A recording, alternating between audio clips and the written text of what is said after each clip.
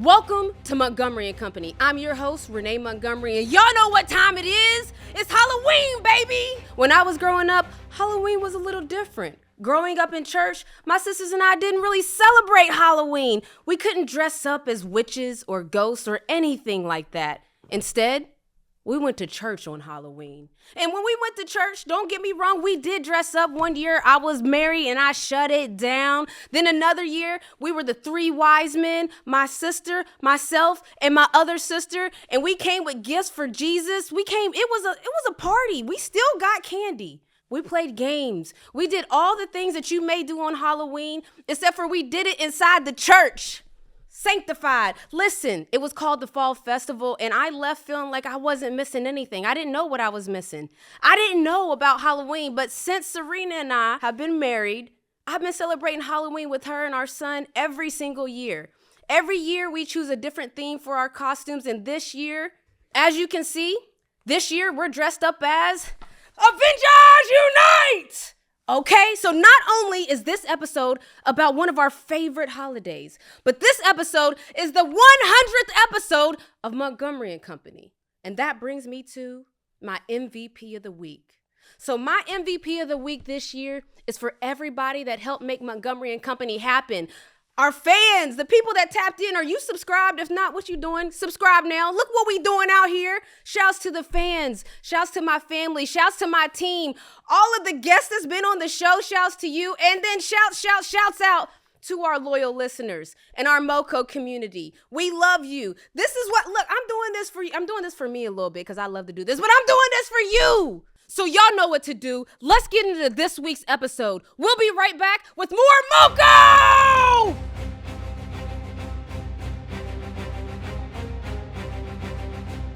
One of my favorite things about Halloween is hearing a good ghost story. And you know who has the best ghost stories? My Snooka Booka. Check out Snook's real life ghost stories! Okay, well, it's kind of a saga. It's got a couple of pieces to it, especially historical. So it goes back to my grandparents. And, I was raised by my grandparents. My grandfather was born in 1890, and my grandmother was born in 1901. And so the fascinating thing about these ghost stories that they told me was that they were actually involved in these stories. It wasn't something someone told them or, they heard about from a neighbor or that kind of thing. It was life events that they were actually involved in. And so the first one I like to talk about is with my grandmother's brother.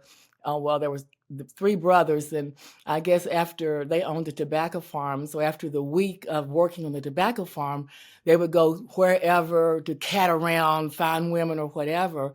On this particular Saturday night, they were coming home, and there was this light in the road, and they had to go through woods. This is down in Roanoke, Virginia, a very wooded area. And so they were boys, and so I guess they were mischievous, so they decided they were going to try to run over this light that they saw on the road. And so as they were chasing this light, they never caught up with it. And at a certain point when they got deep into the woods, it seemed like it jumped on their car, and the car stopped.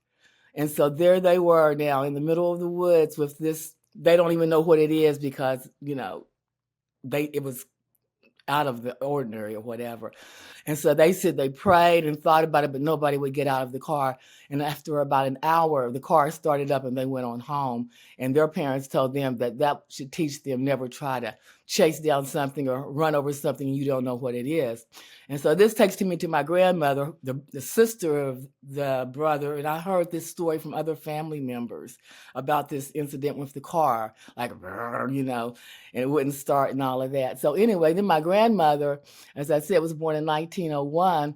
And she would tell a story about when she was young and her husband were together. They moved into a house, I suppose, that had paranormal events or whatever. And whenever they went to bed, something would come and snatch the sheets off of the bed. And so at first it startled them. And so then they started trying to play a game with whatever this was. And so one night they decided they were just going to play like they were asleep and hold on to the sheets. And she said it almost snatched their nails out of this nail bed. So anyway, which brings me to my part of the story. So again, I have stories that people have told that they were actually involved in. Now, these are events. I don't want you to think like, that I'm from, nuttier than a fruitcake, or that I believe in conspiracy theories, or, one or two bricks shy of a load and all that kind of stuff. But, when you hear stories from people who say they were involved in the events, it kind of makes an impression on you. So my mother passed away when I was 7 months old, and so I was living with my grandparents from 7 months old on. And there's this story they told me that one night, because they actually had a business, and in the basement of the business was the restaurant and the little bar or whatever, and they lived upstairs in the residence. So at any rate, I'm maybe one or 2 years old, and I went downstairs every night to get a soda, which was very bad. See, my grandparents were very bad letting me drink soda at that age. But anyway, on the way up the steps, I told them this. Now, see, I'm very young, so I don't remember this, but evidently it's when I had my paranormal experience, because there was a lady, I told them, standing on the steps, dressed in all white, and she reached for my soda, which I did not give up, but I screamed and cried and started running. So when I got to my grandmother and grandfather's bedroom and told them the story, they said that my grandfather went downstairs and that he actually saw my mother there, and that she had came actually to forewarn him of his passing, which was not soon after with that. So at any rate, my grandmother told me, since I saw this and told them about this apparition, this paranormal woman that was standing there, that I had what they called a veil over my eyes. And so I asked her, is there any way it could be removed? Because I don't want to see nothing. I don't want to know nothing. This is all, a little bit much for me. But at any rate, I tell the story because I actually don't remember this, but my grandparents told me this story. So that's my ghost story. Okay, so my grandmother, as I said, they lived down in Rustburg, Virginia, and it was like, woody areas that the kids would go and play in, sometimes near cemeteries or whatever. And so they would play hide and seek. And so it was my grandmother's family and maybe a couple of other families' kids or whatever. And so they would play hide and seek. And so this one particular day, my grandmother was the oldest child in her family. And so she was charged with watching the baby girl, which they set in a chair at the edge of the woods because she couldn't play hide and seek naturally. And so my grandmother said, usually she hears people trying to find that last good hiding place or whatever. But this particular time when she got near the end, she didn't hear anything. She said it was quiet. And she said when she opened her eyes and she turned around and she looked toward the woods, there was this thing coming out of the woods. She said it had a really big eye in the middle of its head, and it was like coming at her fast. And she said the thing was between her and her baby sister that was in the chair at the edge of the woods who was waiting. She said all of the kids were already gone. They had witnessed this whatever this thing was, and already were at home when she got there. But they didn't stop to tell her, hey, you need to stop counting and head home or whatever. But anyway, I said, really? I said, well, did they find it? She said the men went out with guns hunting, and then her brother said, yeah. He said, and they were gone most of the day. So you don't know. I'm just saying. And as I said, these people were born at the turn of the century, like 1900, 1800s, and things of that nature. So they had really good stories. And one of the reasons they said that we don't see what they saw and witnessed is because of street lights and the lightness and the brightness that's around, because apparitions and ghosts and things like that, they don't like that. Okay, well, I guess I'll sign off here, and this is Snook until the next story. Whew. Okay, so I like to say I ain't never scared, but those stories might have had me scared just a little bit. But we'll be right back with more Moco!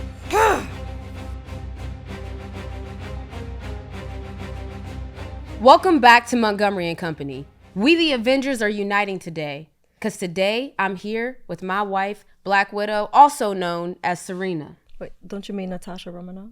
Halloween is a time we celebrate things that are scary, things we might be afraid of. And in honor of Halloween and one of our favorite shows, Naked and Afraid, Sirena and I are going to answer some of the questions from the Naked and Afraid application.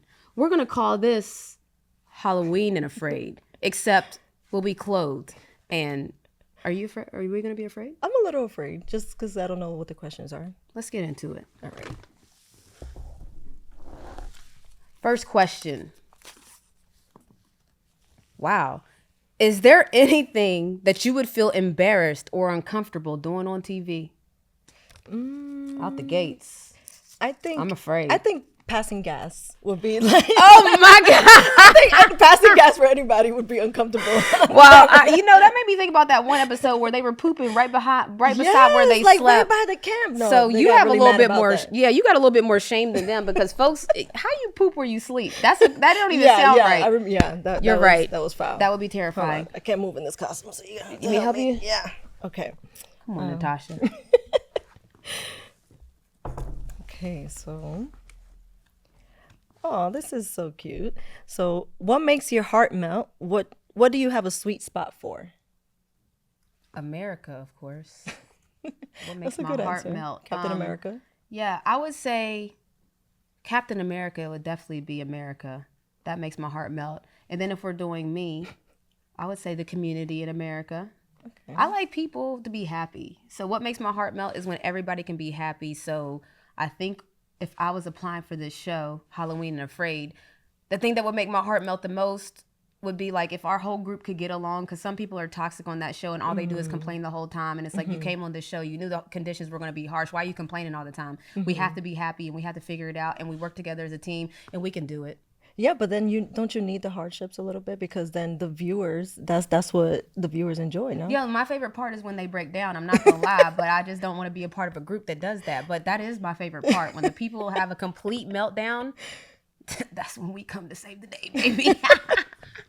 Let me see what's next. Okay, that one wasn't so bad. I got scared. I was a little afraid. I like these on the questions. First question. Let me see. I think we could do this. We could join the show. Oh, nice. You could join the show. I'm saying, like, I think we could pass the test. Oh, what is something that no one else knows about you? Something that no one else knows about me. Wow. I don't know.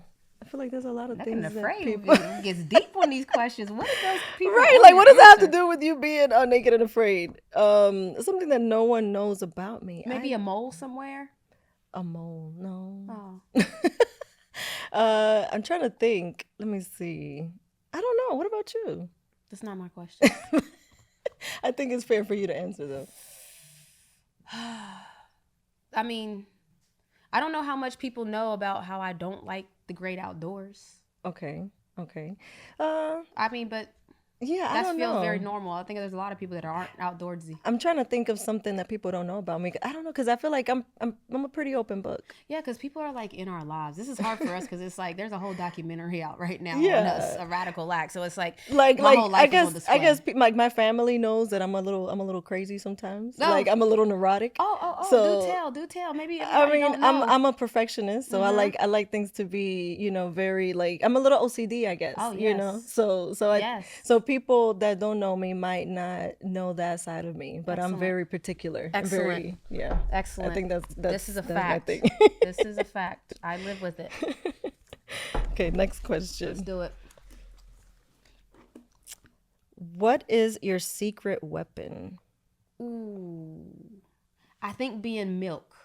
Okay. Yeah, I think that you can put me in any situation and I can remain calm or neutralize the situation. That would be what it is in sports. That's a point guard. So I guess my secret power is that I'm a point guard. Okay. I like that. Yeah. I feel like my secret weapon is I look at the bigger picture. Yeah. And so I look at the goal first, and then, like, what do we have to do to reach that goal? You think outside the box for sure, too. Yeah. You're very outside the box. Yeah, I do. In a good way. In a good way. Let's see. Come on, Naked and Afraid. So they're asking these people these questions, and then the people end up getting selected. How? Okay, so would you agree, this is the $1 million question, would you agree to be naked on television with the sensitive areas blurred out? That is hilarious that they asked you straight up, because Right, if you like, no, then it's over. that's That's the whole why premise it's of the over. show. Of course not. That's why this is Halloween and Afraid, because of course not. I don't even understand. I mean, I think there's a lot that goes into being on Naked and Afraid. Yes. Because there's no way that you volunteer as tribute. Mm-hmm. For what? To get stung by the bugs, to drink dirty water. Just, right, to be openly shamed and embarrassed. To have this on your record for the rest of your life. Mm-hmm. To have to, I mean, but you get the bragging rights though of survival. Somebody comes and tells me that they survived the 31 days. I mean, what if you have like a perfect PSR? Is that what it's called, a PSR? Yeah, your PSR rating. Yeah, like what if you had like a perfect 10? A 10 out of 10, no notes. Yeah, I mean, I've never even seen that. Not even that one guy. What's that one guy?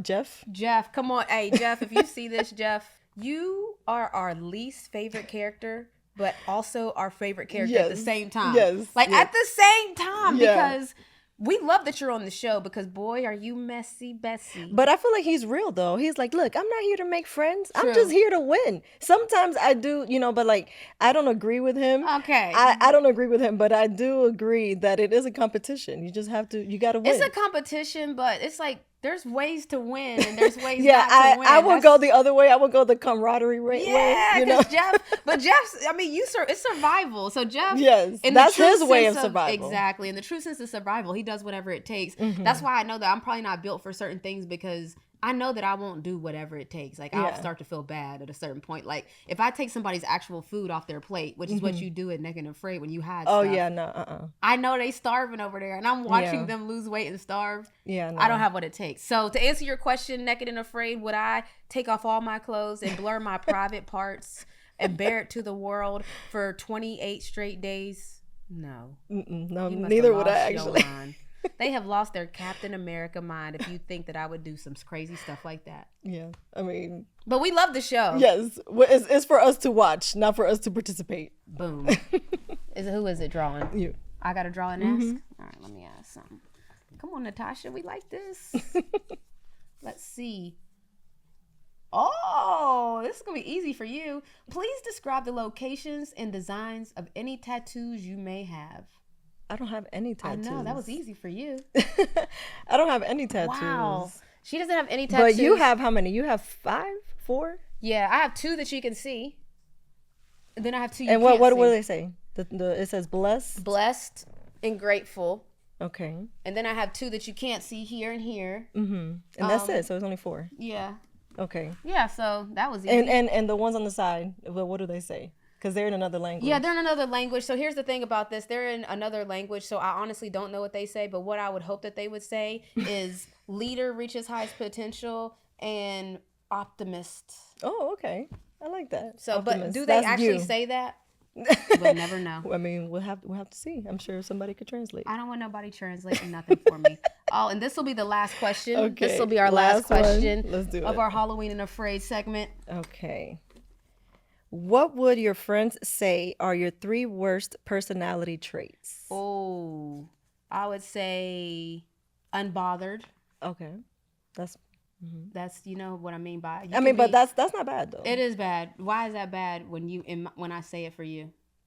Because I want you to do something about why you're bothered. Oh, well then, yeah. So I'm very unbothered. Like I don't care what people think. So that can be your gift and your curse. I believe that your best qualities are also your worst qualities. So, so like your gift and your curse. Yeah. So my gift and my curse is that I'm unbothered. My gift and my curse is that I'm stubborn. My gift and my curse is that I put work first. Okay. I'm a workaholic. Okay. So I would say I feel like those are fair. Would you agree that those are? I feel like your friends would say that. Definitely. What would you say? Like I said, perfectionist. I feel like people have always called me a perfectionist. Emotional. Okay, emotional roller coaster. But like you said, that's your gift and your curse. Because I feel like the reason why I aim high for things is because I'm a perfectionist. If it doesn't fall at 100, it'll probably fall at 90 or 95. So that's fine. And what was the other one that I said? You said emotional. Emotional, yeah. So it's like I feel a lot of things, but that also makes me want to do a lot of things about it, And let me see. The third one, I would say I'm shy. I'm very shy. Yeah. Like almost like debilitating shy. I have to get out of my shell because I'm a performer. So it's like that's like the biggest hurdle for me. Definitely. Is performing because I'm so shy. Definitely. So those three things. Because there's a voice in there. Yes. Do you have a favorite Halloween song? I Put a Spell on You. That one. I'm not gonna go into it. I was like, whoa, that was in character. And now you're mine. Ooh, but what about that song? Which put a one? spell on you. Isn't there a Yeah, song? yeah. What are you talking about? What, the Hocus Pocus? Well, I was talking about 50 Shades of Grey, but woo, that was fun. Stay tuned for what's up next on MoCo.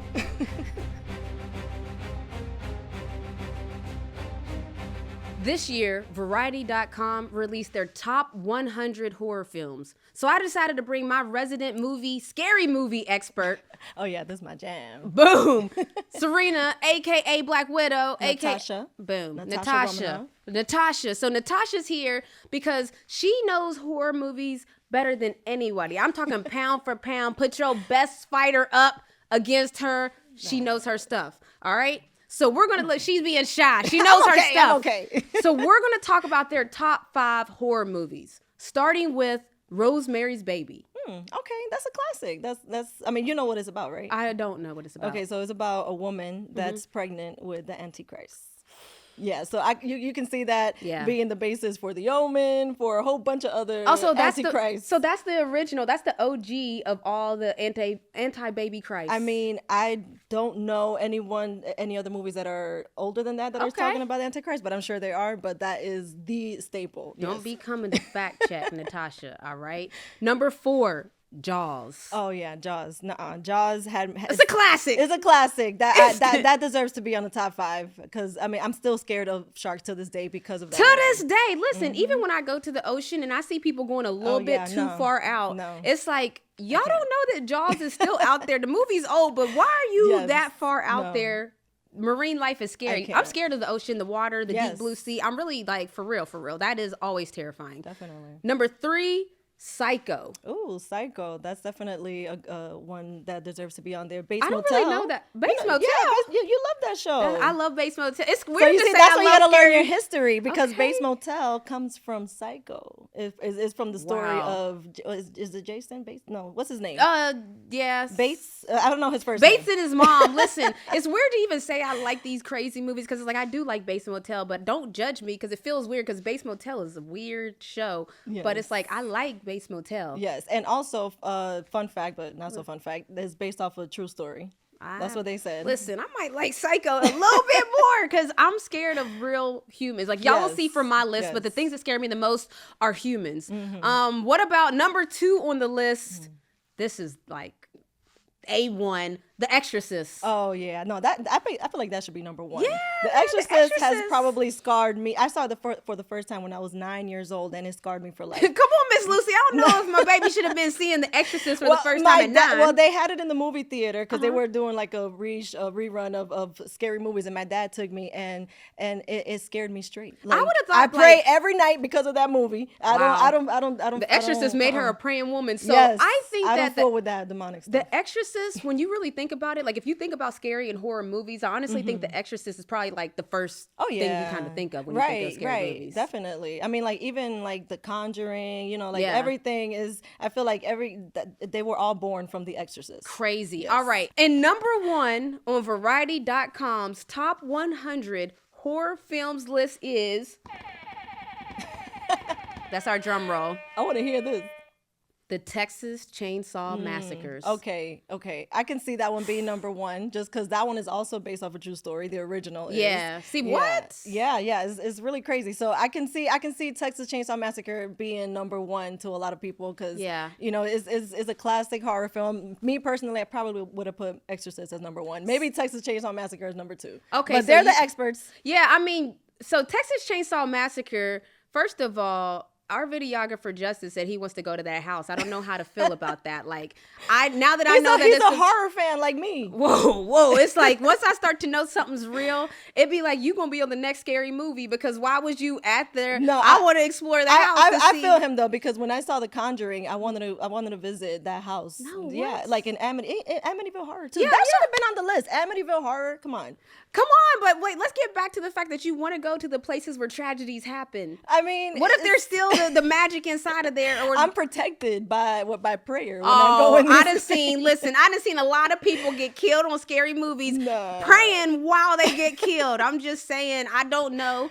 I think that God says, put yourselves in positions not to be killed and crazy. I mean, but there's also the spiritual person that saves everybody. So, Okay, so we're going to get to my top choices. I think my top choices are better. As I told you guys, I'm scared of real people. Like when I see something that might be a little too spooky, it's a weird fictional character, I'm instantly not scared no more. Yeah. The things that scare me the absolute most are things that humans are capable of. Like things that Jeffrey Dahmer. Oh, yeah. I'm terrified of him. Yeah, definitely. I'm terrified of people that are real people that do unreal things. All right. So I'm saying that to preface my top 10 so you can get your mind into the space. All right. Okay. All right. So here are my top 5, and I'm doing scary movies and TV shows that you should probably watch this Halloween season. All right. So starting with number 5, it's a classic. This one terrifies me because, again, human psychos. The movie is called Seven. Oh, okay. That's a good one. I mean, you have one of the most famous lines of all time. What's in the box? What's in the box? Like that's once you have an iconic line from a movie, that's how you know the movie is solidified in history. So that's a great one. And and also, if you are a fan of Seven, you should probably watch Grotesquerie on FX because I feel like it has some similarities. There's definitely they definitely took inspiration from the movie Seven, and on Grotesquerie, there's Travis Kelce's on there, by the way. Niecy Nash kills it. She's killing it. It was amazing. So that one, that's a good point. Number 5 is Seven. All right, my number 4 on the list is Them. Oh, the show on Amazon. Oh my gosh, you guys. Yeah, that one was a good one. The second season was probably my favorite because what I like about that show is that they combine like real life things that have happened and kind of put like a supernatural twist. Yes. Yeah, really, they put American history, so it involves like the Jim Crow era and families starting to desegregate. Like the Great Migration to California. And then they put a little, it's terrifying. All right. Number 3, Get Out. Oh, okay, yes. Come on, man. That's definitely up there with the top 5 of all time. That should have been on Variety's list. I agree. Because think about this. Like, imagine the sunken place. Yes, the sunken place is terrifying to me. Just imagine being in there and the last scene where he's looking up and you can kind of just hear and see things, but you're stuck in the sunken place. Terrifying. That kind of stuff scares me too because I feel like, I don't know, like I feel like he played up on a lot of real fears. Yeah. And like my mom in Dominican Republic, they kind of believe in like, like those, I don't know, like voodoo, but it's not really voodoo. But it's like if you're in a sunken place and you're taking something that's very real, that could have happened in one of these, in Dominican Republic or one of these countries. We found love in a sunken place. All right, listen. Number 2, American Horror Story and Stories. Okay. Yes. That whole series, we binge watch it in one day a lot of times. It's just like shouts to Ryan Murphy. He Murphy is killing it. Boy, are you on fire? It's almost like those people, Quentin Tarantino and stuff. It's like, are you a little bit crazy, Ryan Murphy? I don't know, but you make good crazy shows, so we love it. Yes, we love it. I love American Horror Story. That's a good one. We're watching American Horror Stories right now. Yes, so that's why they're 2 different ones. American Horror Story, and American Horror Stories. Yes, and then for number 1, come on, drum roll, let's go. Boo. My number 1 scary of all time is The Purge. Oh, okay. All of them. All of them. Because, okay, y'all, I'm just saying, if you seeing what's going on in the world right now. No, it's very telling. Yes. Like and it's almost like when the pandemic happened, I felt like we were in The Purge for some reason. Like with the sirens sounding, it was very realistic. Like the way they did the movie, it was too scary. All right, so like think about this. Do you think that if they gave certain humans in our world like a poll, because you see how we're voting right now and people are voting and we're shocked about how people could vote for a certain way. Imagine if people gave you the option to vote on whether or not for 24 hours you could commit any crime and get away with it. Do you think that I'm afraid that I think a lot of humans might vote yes to that. Yeah. And then that's crazy. That's what's terrifying to me, what we're capable of as humans. So my top 5 may not be the most traditional horror top 5 movies, TV shows, but it's the things that scare me the most, honestly, as humans. It's like Scooby-Doo when they tried to show what the real scary bad guy was, and every time it was a human. That's what I'm scared of, what humans can do. All right, so if I could rate all of those movies and TV shows I just gave you all, I would give it a 10 out of 10, no notes. Okay. No, I agree with that, but I feel like there were some snubs in there. You know? I feel like The Conjuring. Conjuring, solid. You know, those are also based on true cases. Okay. I think that's very, very scary. And scary. and also the Haunting of Hill House and all that whole series on Netflix. Ooh, Fall of the House of Usher, Haunting of Bly Manor, all of those. Yeah, I feel like those should be somewhere in there. So this is kind of like maybe 1A, 1B, I don't know. This is kind of like the All-Star game where we all think that people should have made the All-Star team, but you only get a certain amount of choices, and then it's like, who you going to take off the list? I can't take any of those off my list, but those are noted. Those are honorable mentions, all right? So we had a good time, man. Listen, stay tuned for more MoCo.